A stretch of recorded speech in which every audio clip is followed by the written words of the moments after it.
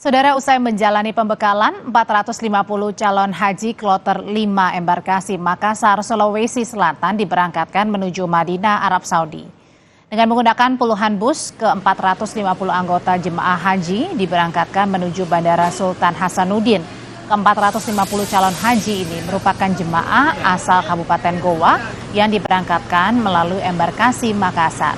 Ketua PPIH Embarkasi Makassar Tonang mengatakan, sudah 5 kloter yang diberangkatkan, di mana 30% jemaah adalah lansia.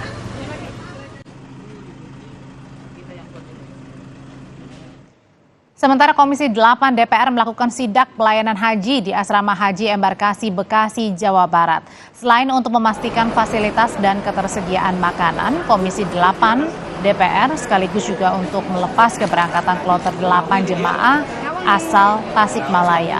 Wakil Ketua Komisi 8 DPR Aceh Hasan Syazili bilang fasilitas hingga pendamping lansia di Embarkasi Bekasi lebih baik dari tahun sebelumnya.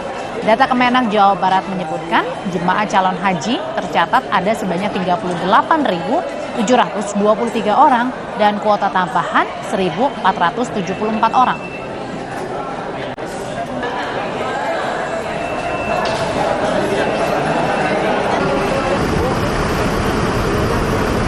لبيك لا شريك لك لبيك إن الحمد والنعمة لك الملك لبيك إن الحمد والنعمة لك